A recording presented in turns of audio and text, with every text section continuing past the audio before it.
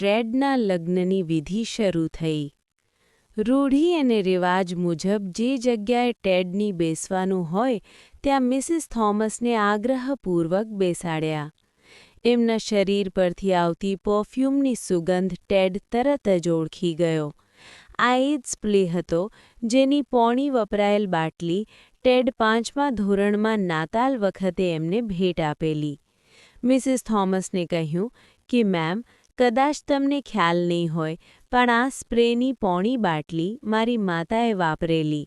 બાકીની બાટલી મેં તમને આપેલી. આજે એ સ્પ્રે છાંટીને તમે ફક્ત મારી માતાની જગ્યા પર નહીં બેઠા, પણ મને તો લાગે છે કે સાક્ષાત મારી માતા જ માતા તરીકે પધાર્યા છો. અને બીજી એક વાત, તમારો આભાર માનવા માટે મારી પાસે શબ્દો જ નથી. મને ડૂમો ભરાઈ આવે છે, પણ ખરા દિલથી કહું છું મિસિસ થોમસ કે તમે જે વ્યક્તિ છો જેને મને મારી જાત માટે આદર શીખવ્યું છે. મારામાં પણ કંઈક સત્વ પડેલું છે એ દેખાડવા બદલ અને હું પણ કંઈક કરી શકું છું એનો આત્મવિશ્વાસ મારામાં જગાવવા બદલ હું હંમેશ માટે તમારો ઋણી બની ગયો છું. ટેડ આગળ ન બોલી શક્યો. ભૂતકાળની દારૂણ યાદો એની આંખમાંથી આંસુ સ્વરૂપે ટપકી રહી હતી.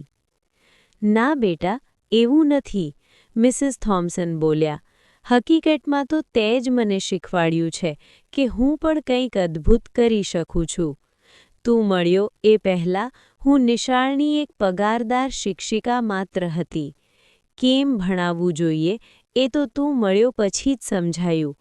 ચોપડાઓમાં રહેલા વિષયોની સાથે બીજું કંઈક પણ ભણાવવાની દ્રષ્ટિ તો તે મને આપી હતી.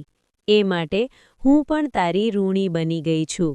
મને એક શિક્ષકની સાથે એક માણસ પણ બનાવવા માટે તારું એ ઋણ હું ક્યારેય ચૂકવી શકીશ. મિસિસ થોમસ પણ આગળ કંઈ ન બોલી શક્યા. ટેડ એમના ચરણમાં નમી પડ્યો.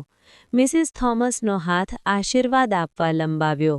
એ હાથમાં એમણે પેલું તૂટેલા શંખલાનું બ્રેસલેટ પહેર્યું હતું. આ કહાની ટેડ અને મિસિસ થોમસની કહાની છે. જો તમને ગમ્યું હોય તો લાઈક કરો, સબસ્ક્રાઇબ કરો અને મારી ચેનલને જોતા રહો. આભાર.